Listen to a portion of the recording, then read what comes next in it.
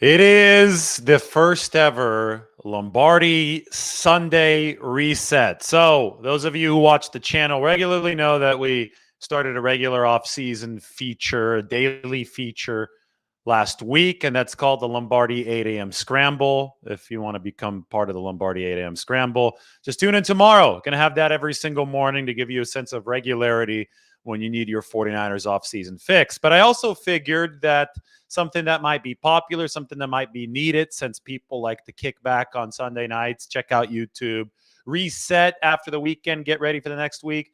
Thought that a Lombardi Sunday reset on Sunday evenings would be nice to have. So we can take a look back at what happened in the previous week and set the table for what's going to be happening in 49ers land in the week to come. So this is the first ever Lombardi 49ers Sunday reset.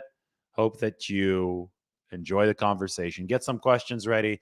Might have a Q&A at the very end. First off, let's take a look at what happened last week. The Texans hired Bobby Slowick away from the 49ers. That was their pass game coordinator. Bobby Slowick, he's going to be the OC for the Houston Texans under DeMeco Ryans. And the 49ers made a replacement hire. Clint Kubiak, formerly of the Denver Broncos, is now on the offensive staff. He might be the highest ranking member behind Kyle Shanahan on that offensive staff, but we do not know what his exact title will be quite yet. Trey Lance also clarified his recovery timeline. This technically happened in the run-up to the Super Bowl, but the clip wasn't released until later this week as part of Rich Eisen's full interview with Trey Lance. But Lance, who had said right after the season ended that he'd be fully cleared within 3 or 4 weeks, actually said that he'll only be fully cleared to run in that period of time, and that also means he can do drop back passes. But Lance won't be fully cleared to practice until sometime later on. He said before OTAs, but it's still relatively unclear when that's going to be. However, starting next weekend, Trey Lance is going to be doing some full drop back activity without a defense and not in full practice conditions, but he will be closer to full health and fully cleared status from that second ankle surgery than he has been before. It's just that his initial timeline, he said that he misspoke about that a few weeks ago. And last week, the 49ers also re-signed Marcelino McCrary-Ball. Linebacker was a rookie this past year out of Indiana. Folks were a little bit surprised that McCrary-Ball was not part of the 49ers' initial re-signing wave because those were the reserve future contracts, but it turned out that they were just getting a more formal, bigger deal ready for McCrary-Ball. And that indicates that the 49ers are probably going to be looking to him to be one of the players in competition, at least, to replace Azeez Al-Shire, who presumably will leave in free agency because the 49ers don't have money to keep everybody. Although that is still yet to be written. We'll see how that goes. But McCrary-Ball, fast linebacker out of Indiana, had a couple interceptions last training camp, is back with the 49ers now. If we want to update how the 49ers are looking roster-wise, well, why don't we open this up onto the screen? This is the 49ers 90-man roster. You see it there. You see that they're slowly filling it up with the McCrary-Ball signing. The 49ers now have technically 47 53-man spots taken. 48 in effect because Juwan Jennings, I'm already counting him to be on the team here for next season, even though he's going to be an exclusive rights free agent. So the 49ers are going to need to fill up 52 or 53 more spots to have that 90-man roster totally stocked up. As you can see, there's still a lot of open space here. But with the McCrary-Ball signing, he takes up this spot at linebacker. The 49ers have 5 at that position group. All right, so that's what happened last week. This, of course, is the Lombardi Sunday reset. So now we pivot from last week to set the table for this week. I'm sure a lot of you have busy schedules on tap at work, with life, whatever you may be doing. So this is what you can expect to be happening while all that's happening in 49ers land. Of a special note this week, Brock Purdy is scheduled for UCL surgery on Wednesday. That's going to happen on the 22nd in Arlington, Texas. The Texas Rangers team doctor, Dr. Meister is his name, is going to be the doctor for Brock Purdy's elbow surgery. This Dr. Meister, he is the leader in the world, Keith Meister, on UCL repairs. He does over 200 of them annually. And the question is going to be how extensive is the damage in Brock Purdy's elbow. The MRIs, there have been many of them conducted, have indicated that the 49ers and Purdy and Meister may be able to get away with the internal brace technique, which is less obtrusive than a full-on reconstruction, also known as Tommy John surgery. But nobody's going to be sure until the elbow's actually opened up and Meister takes a look at Brock Purdy's UCL, not through imaging, but the actual torn UCL during surgery. And the hope is that the internal brace technique, first used in the NFL by a quarterback, by Nick Mullins of all people, after he tore his UCL with the 49ers in 2020, the hope is that Brock Purdy's surgery requires only that they don't have to turn this into a hybrid or a full reconstruction surgery after Meister sees the actual UCL. But that won't be determined with full certainty until the actual surgery, which is scheduled for Wednesday. So that's going to be a big date in this 49ers offseason, and it's coming up this next week. Kyle Shanahan is also expected to finalize his coaching staff this week, maybe make a couple more lower-level hires, but we do expect the actual titles to be released. So is Clint Kubiak going to be the pass game coordinator? Is he going to be the pass game specialist? Is he going to be the offensive coordinator like Mike McDaniel was in 2021? Nobody's fully sure. But Brian Fleury going to get a promotion? Is Clay Kubiak going to get a promotion? All of that stuff is going to be finalized when the 49ers release their coaching staff titles for the 2023 season. And I would expect that to happen at some point this next week. Why? Well, because the NFL Combine starts next weekend. I'll be in Indianapolis with some live coverage for you. Kyle Shanahan may or may not be there. He wasn't there last year because he said he was tired finishing up his coaching staff after a lot of turnover. John Lynch will be in Indy for the Combine, though, and there will be 49ers content coming out of that event. So stay tuned for the NFL Combine coming in a few days. It's going to start for the 49ers, for everybody from Indianapolis next Sunday. I can give a 49ers offseason overview now as well because the Combine is the first official event of the offseason. I'm going to pop open my calendar right here just so I can give it to you as accurately as possible. Combine, though, on the 26th, we'll be eating steaks in Indianapolis. Be there throughout that week. That's when all the rookies do their testing. John Lynch will do his speaking to the media. No coin flips for the 49ers to do this year. They last did one in 2018. Got them the number 9 overall pick, which they eventually used on Mike McGlinchey. Remember, they had to win a coin flip with the Oakland Raiders that year to determine the number 9 or the number 10 pick, and the 49ers did win that coin flip. I think Rod Woodson flipped the coin, if I remember correctly. Anyway, after that, there will be a little bit of a dead period in between the Combine and the start of the legal tampering window. That is on March 13th. The new league year begins on March 15th. That is when free agents can officially be signed. But free agents can agree to terms with new teams on March 13th, so mark that in your calendars. Following that, it's going to be the NFL owners meetings from March 26th to March 29th in Arizona. Following that, well, then you have a little bit more of a dead period. 49ers will be in phase 1, phase 2 of the offseason, but there won't be all too much for the media until the NFL draft. So April will be the time that everybody talks about the draftees or the prospects. NFL draft coming in hot on April 27th, the 27th, the 28th, the 29th for the NFL draft. That will be followed by OTAs. That offseason program is certainly going to be interesting, especially since Trey Lance has said he will, in fact, he has not misspoken, he will, in fact, be fully cleared for that. And then, of course, after May and June, we'll have the dead period of July and then training camp resuming again. So that's the 49ers offseason overview. As far as what they're doing right now, well, there is this with the 49ers. They are currently in Cabo. Christian McCaffrey, Trent Williams, and the coach himself, Kyle Shanahan. So that's what the 49ers are up to right now. Maybe they're already headed home, but I doubt it because they still have some time to chill. So we talk about the 49ers Sunday reset. And we look at Kyle Shanahan, doesn't look all too busy there, filling out his coaching staff. I think most of that work is already done. I would expect an announcement to come this week to see the 49ers positions, coaching positions, the finalized coaching positions of this football team. As far as what came out this week, well, this is important too. Why don't we take a look at it? Here's the page on The Athletic. Matt Barrows and I had State of the 49ers, our ongoing series. Here's the State of the 49ers wide receivers and tight ends. We had State of the 49ers offensive line.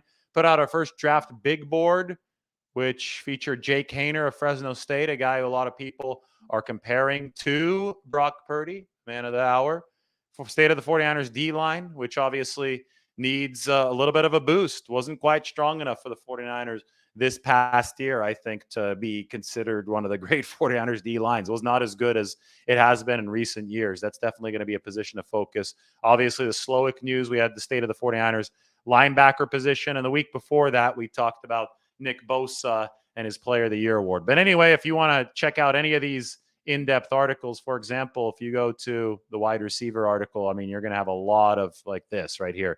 Yards per route run. In the D-line article, you have pressure rates, O-line article, pass block efficiency. We went, this State of the 49ers series delves deep into the football team at every single position. And it's going to continue this week with running backs and then the quarterback position. So I'm going to copy and paste this link and I'm going to toss it into the comment section if you want to go ahead and check out The Athletic. It is a good time to subscribe. I don't think anybody's producing content the way that we are right now. Meanwhile, on the YouTube channel, we have been mirroring a lot of that, but we've been talking about I talked about Colton McKivitz in a show today, talked about the 49ers salary cap situation. Yesterday, a Trey Lance update, a lot of Trey Lance talk. I went and saw Titanic for the first time. That happened last Friday. It's already over a week ago. A lot of lives happening as well, including the one happening right now, the 49ers Sunday reset. What a thumbnail by Mike. That's really good. That's a really, really nice thumbnail. We talked about the 49ers in Cabo yesterday. Look at that thumbnail. Is Hayner Purdy 2.0?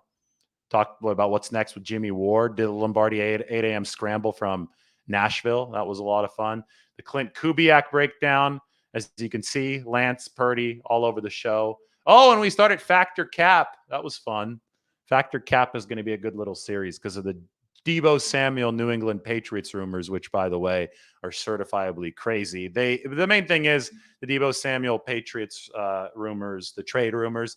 They ignore the fact that if the 49ers were to trade Deebo Samuel, they'd shoulder a $28 million dead cap hit. $28 million. This team is tight in its cap situation right now. I mentioned it yesterday. They're in a good spot, but they're still in a tight spot, and they can't afford to trade away one of their best players and incur $28 million in dead cap if they really are trying to play financial Tetris and find their way into improving the roster. You talk about the defensive line. I think they need a defensive tackle. So you go to Hargrave, David Onyemata, Deron Payne. You could go to more budget options. Either way, you're going to need money to bolster the roster in a way that it needs to be bolstered. That means you can't just burn money through dead money on the salary cap. And you also, if you're the 49ers, you remain in win now mode. You still have arguably the best roster in football. You don't want to trade away one of the players that makes it the best roster in football in Deebo Samuel. That was just hot air coming from a New England talk radio station. All right, time for a little bit of a 49ers Q&A here on the Sunday reset. So let's ask some questions. Let me answer some questions. Say hi from wherever you are. And let's have ourselves a fun week. This is a situation where I think that we can make sure that the week gets off to a good start. I could even get the roster up here for everybody so you can check it out. Maybe even get the salary cap sheet up there in a little bit.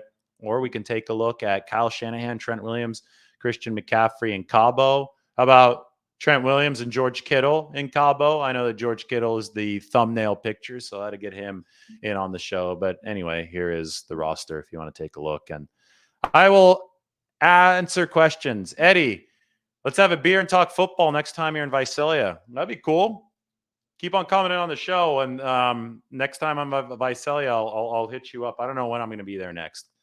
It's a busy off season. I'm, as you guys know, getting ready for a wedding in Nashville right now. I'm going to fly into San Francisco on Tuesday, have some business to take care of in the Bay Area, but it's actually going to be colder in California than it is here. So I probably won't stay very long. Get back out here, get to Indianapolis. And next time in Visalia, I'm going to have a beer with Eddie. It's going to be great. Do I expect more Danny Gray usage? God, it's tough. Unless somebody gets hurt, how's Danny Gray going to surpass anybody on the depth chart? Although I will say that, receivers in Shanahan's system, he treats them strictly. It takes them a little while sometimes to get over that youngster hump. I don't want to say rookie hump because sometimes it happens to these guys in their second year. So, with more time in the system, Danny Gray can earn more opportunities. It's just a crowded situation in that 49ers receiver room. The tight end is they would like a second tight end to pair with Kittle. Maybe somebody like Austin Hooper is going to be available again this offseason, but it might not be the most pressing need if you can't get a good price there. I think the most pressing needs are on the O-line and on the D-line, period. They've got the skill guys on offense.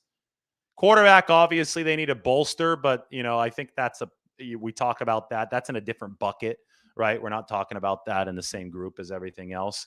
It's, quarterbacks are a lot harder to acquire, more expensive to acquire, more rare. So let's talk about the other positions. Defensive tackle, bookend for Bosa, defensive end, figure out all those re-signings that you have to do because Amenahu is going to be a free agent. Sansom Ebukam scheduled to be a free agent. Jordan Willis scheduled to be a free agent. Safety, good safety class on the free agent market. Got to figure out what Tashawn Gibson is doing. Jimmy Ward's going to be a free agent as well. Gibson, obviously pondering retirement.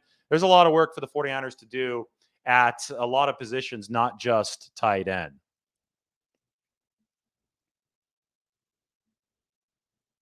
Dwelly can obviously come back, but it's not going to be a priority. He hasn't played all that much here the last year, especially. You're not going to have to pay a lot to get Dwelly. You know what you're getting with Dwelly. If you want an upgrade at tight end too, it's going to have to be somebody like Hooper. Probably going to have to pony up some cash in relation to somebody like Dwelly. Wow, hi from Guam. That's awesome. All the way out in the Pacific. Niner Rick wants the 49ers to get Lamar. Who wants the 49ers to get Lamar? Don't know if that's going to be too feasible. It's going to be expensive to get somebody like Lamar Jackson. Yep, Jake Hayner's mom is Julie Hayner, KTVU Channel 2 news anchor. I'm not. No Cabo for me, man. Nashville for now. I just needed to relax after the season. Get in, just chill. We're getting some stuff buttoned down for the wedding that's coming up in May. Actually going to head to the Caribbean in April before the draft. So that's going to be the beach vacation of the off season. No time to do it right now, though. Football season took too much of a toll. Didn't want to do much traveling right now. Just kind of sitting around, chilling, regaining some of the energy. Had to set up the studio for the off season. Got the Frank Gore jersey up there. Got the Rudy Rudiger jersey up there. Both gifted to me from my friend Colton and framed by Margot. So great collaborative effort there. It was finalized on Christmas, and then it was hung up here. Actually, I think a week ago. I think we hung Rudy up there last Saturday. Rudy Rudiger, by the way, that is Rudy, like actually Rudy from the movie. Joe Montana's teammate at Notre Dame. So that's what I've been working on, not going to Cabo. Amelia wants a defensive tackle in free agency. So who's it going to be? Who do you want? Do you want Javon Hargrave? Do you want David Onyemata? Do you want Daron Payne? Fletcher Cox, I believe the Eagles are going to keep him, but he's also scheduled to be a free agent. So we'll see who re-signs, who doesn't before the start of the new league year. But the 49ers do need to spruce up that interior defensive line. Speaking of the offseason, in May, the 49ers are going to have to make their final decisions on fifth-year options. I expect them to pick up Brandon Ayuk's fifth-year option, but not Javon Kinlaw's. The whole injury drama and everything. I mean, he wasn't as effective as the 49ers have needed him to be. He's got one more year to prove himself, but he definitely hasn't proven himself at a fifth-year option pickup level. And the 49ers need more from their interior pass rush. I've broken that down every which way. Why don't we get that up on the screen here? State of the 49ers D-line. This, to me, is an alarming table for the 49ers and one that might be the backdrop of their offseason efforts. This is why Amelia wants a defensive tackle in free agency. Red is bad, blue is good, and the defensive tackles are below the dividing line here at the top. There's a lot of red in defensive tackle room. The only above average pass rush productivity grade and the defensive tackle room came from Armstead, who missed a lot of snaps due to injury, and Michael Dwumfor, who only played 40 snaps. Otherwise, a ton of red across the board for the 49ers this last year. They have to get better on the interior defensive line. Why do some fans want a high-priced quarterback when the 49ers have other positions to fill? Because quarterback is the position that gets the most attention. So a lot of people are going to want guys talk about it. That's the most position people fan over the most, right? The fans are going to be hating or loving the quarterbacks the most. It's going to be the most important and most polarizing position on the football field. Meanwhile, Nigel Crane says we don't need to blow all our money on a big-name QB.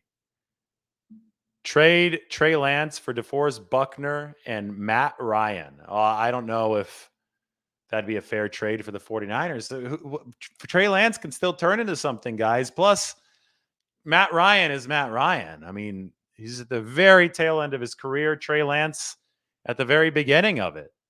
And, I just look at something like that, and I think if you're the 49ers, they really like the fact they have two young quarterbacks under team control, rookie deals that they can work with as multiple clay. I don't think the 49ers quarterback situation, once they get healthy, and Purdy's surgery here on Wednesday is going to determine a lot of the timeline, but I think once these two guys are healthy, it's not the worst quarterback situation in the world. Two young guys you can develop, move forward, because you can build the rest of your roster around that. I appreciate you too. Thank you, Amelia. Thank you. BV Lee says that Ryan is washed. I tend to agree. Although he is Mike McGlinchey's cousin. Although Mike McGlinchey might not be a 49er next year. So you could, if you lose Mike McGlinchey, you get his cousin. I don't think that will make some fans all too happy. The scoop on gold is going to be determined at the NFL Combine. The 49ers, around the time of the Combine, Gold predicted this himself, will have a better idea of how all the finances are going to work, where they want to allocate money. I think you got to try to keep Robbie Gould because he's the most accurate kicker in NFL postseason history. If you're in win now mode trying to win a Super Bowl, you would really be kicking yourself next off season if you lost in the playoffs because you signed a new kicker and that kicker screwed you over in the postseason. Gould is 29 of 29 in the playoffs. No NFL kicker has ever done that. No, I didn't. My fiance is born and raised in Nashville. I'm covering the 49ers in the city where Rand Carthon is now, former 49ers executive. He's now the GM of the Titans. Mike brings up that the Colts will cut Matt Ryan. If Ryan wants to be a backup, wouldn't be a bad option. That could be one of the budget veteran backups that we're talking about that the 49ers will almost certainly sign to bolster the quarterback room. That'd be crazy if Jimmy Garoppolo came to where I am right now, right here in Nashville, to the Titans. I don't know. Jimmy's gone dark. We haven't heard from Jimmy here in a little while. So we're going to see where Jimmy Garoppolo ends up signing when he's actually eligible to sign somewhere other than the 49ers. Right now, he could re-sign with the 49ers, but obviously I think he wants some more money. And that's not going to be able to happen until he is officially a free agent. He's still technically part of the 49ers until this league year ends and the new league year starts in about a month in March. I don't think Ryan would be a terrible option to be a backup if he comes at a low enough price. Who's to say that he'd be worse than Teddy Bridgewater or Taylor Heineke? It depends on the budget, right? You find a guy at a backup budget that you could fit onto the roster. They got Jimmy Garoppolo on that type of money last year, and it worked out. And I think they're going to have to find something similar or cheaper this season. Black Razor believes the 49ers should build around Jimmy Garoppolo, which, I mean, isn't a crazy position to take given the success that he's had. But it does look like, I'm just reporting on how the 49ers approach this. It does seem that ship has sailed, although we thought that it had completely sailed last year and Garoppolo came back, played some of the best football in his career. So you can never say never in the National Football League. Why don't we just wait and see how this offseason progresses? Yep, Kittle's got a ranch out here in the offseason. Maybe the show can go check it out at some point, but he's in Cabo right now. So not this very second. The Eagles fan in here, let me just put it this way. There were no Eagles fans in here at this time last week because we were a couple hours after the Super Bowl. Just saying. Why not bring back John Brody instead of Matt Ryan? I get it. Matt Ryan is washed. Seems so. But the 49ers will just be looking for veteran depth. And I don't know which veteran depth is going to be available at the right cost for the 49ers. I don't think that Patrick Willis is voted into the Hall of Fame. I think patience is going to be necessary. Zach Thomas, who got voted in, was on his 4th year of eligibility. Patrick Willis was only on the 2nd. Patrick Willis's career was more impressive than Zach Thomas's as far as in his 7 years. He was an all-pro 5 times, the Pro Bowler. I think it was 8 years, 7 Pro Bowls, 5 all-pros. Zach Thomas had 5 all-pros and 7 Pro Bowls, but he had 13 seasons. So Willis was a better player. It was more condensed. Zach Thomas showed more longevity, but I think Thomas also had more longevity as far as more time on the ballot. Give Willis another year or two. I saw Jim Harbaugh on October 23rd, when the Chiefs came to play the 49ers in the 2012 49ers team had its reunion at Levi Stadium. Jim Harbaugh was there. Patrick Willis was there. And I was walking with Jim Harbaugh and Patrick Willis down the tunnel after the press conference for Harbaugh. And Jim and Pat were talking. And Harbaugh told Patrick Willis, he was asking him about the Hall of Fame. And Willis said, I didn't make it in on my first try. My second try is coming up this next year. Jim Harbaugh told Patrick Willis, you will be in the Hall of Fame. It's only a matter of time. And I truer words have never been spoken. I think what Jim Harbaugh told Patrick Willis definitely rings true.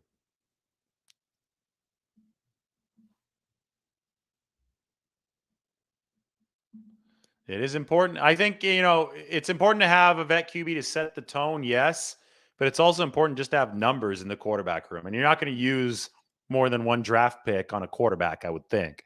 So you sign a guy as well. Sign a guy, draft a guy, Jake Hayner maybe, and you go to battle with those players.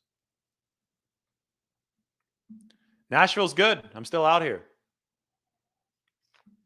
I think I'm going to hop on a 5 a.m. flight on Tuesday to San Francisco. I love the morning flights because I don't want to be too far away from video range to update you all when news happens. So if I get on a morning flight, it's more likely that I avoid that. And 2, I work and I get some good work done over the course of the mornings. Get the coffee on the flight and just start hammering home that work.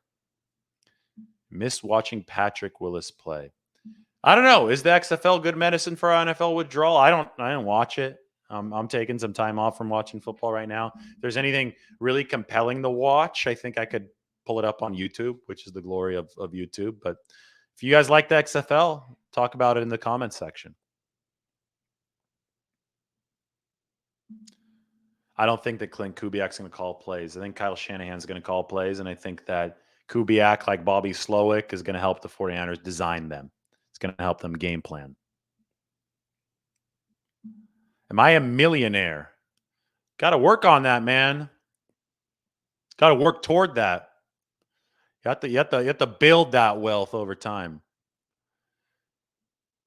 How much time do I spend writing my articles? I put a lot of time and effort into my articles.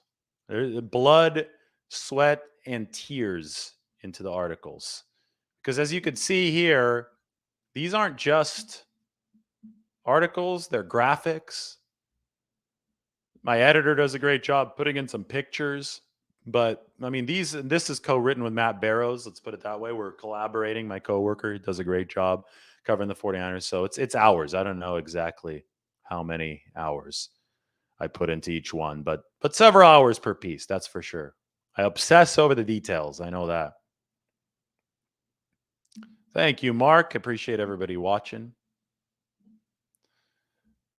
Why don't we get the roster up here?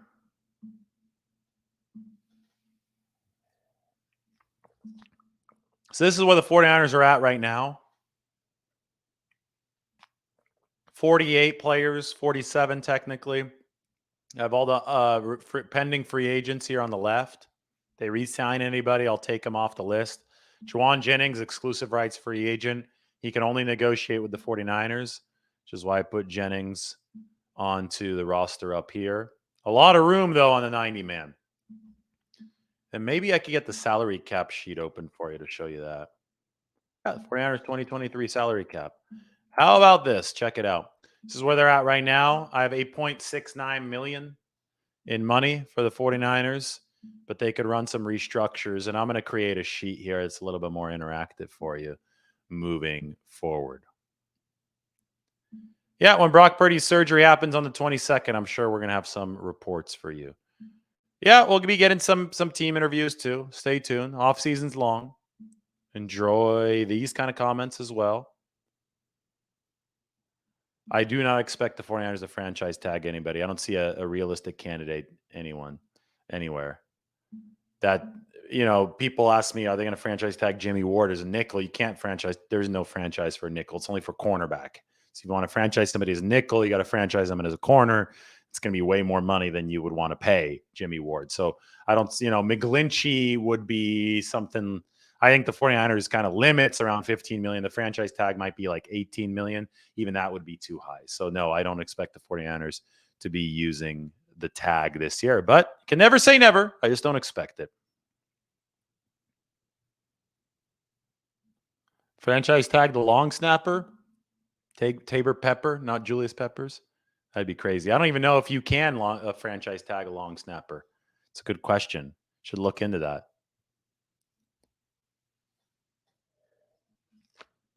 That's awesome. Thanks for subscribing. Thank you for subscribing.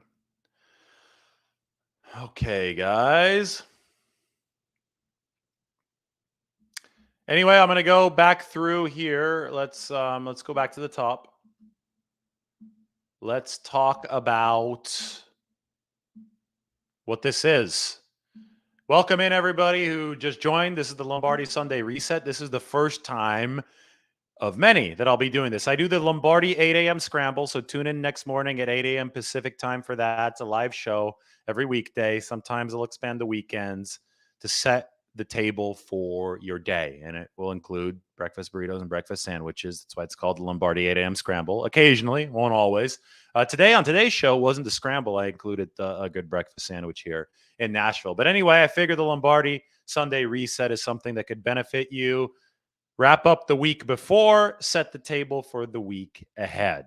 Last week, the Texans hired away Bobby Slowick, 49ers pass game specialist, pass game coordinator, and the 49ers replaced him on staff with Clint Kubiak. That is a familial connection to Kyle Shanahan, since Mike Shanahan's offensive coordinator in Denver and quarterbacks coach with the 49ers in 1994. The last time San Francisco won a Super Bowl was Gary Kubiak, who was Clint's dad. So now it's Clint and Clay Kubiak, brothers, on the 49ers staff. This week, expects Shanahan to finalize his coaching staff, and we will know exactly where Clint Kubiak lies as far as title on the 49ers coaching staff. Last week, Trey Lance also clarified his recovery timeline. He does not expect, actually, in actuality, to be fully cleared by the end of this month.